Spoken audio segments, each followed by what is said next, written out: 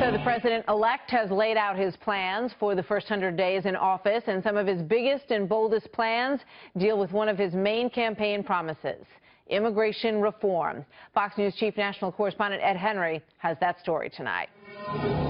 Even as President-elect Donald Trump in public was all about showcasing cooperation today at the White House,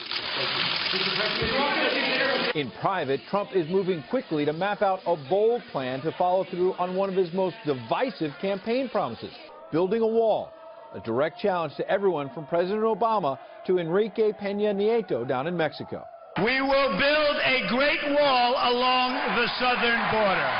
Trump is trying to balance that hard-edged rhetoric from the campaign with his more diplomatic tone since the election. That includes taking a phone call from Peña Nieto, the Mexican president, who met with Trump months ago. I have many friends, and so many friends coming to Mexico and in Mexico. According to a document released by the president-elect's transition team, he plans to tackle immigration in his first 100 days. The centerpiece of the plan, a new law called the End Illegal Immigration Act. Who's going to pay for the wall?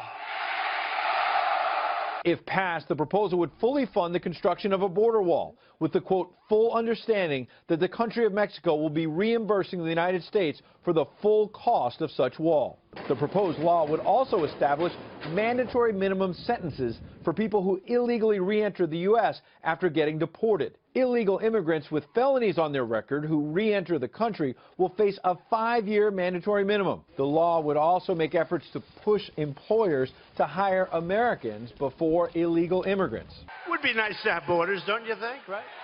Trump also promises to, quote, begin removing the more than 2 million criminal illegal immigrants from the country. He could also cancel visas for countries like China, which refuse to take back criminal illegals that the U.S. tries to deport.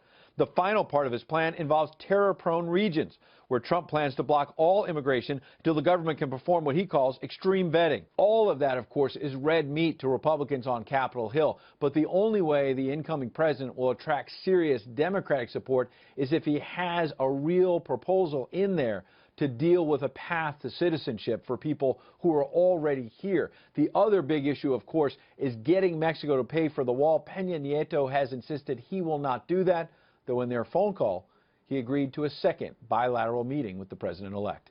Martha?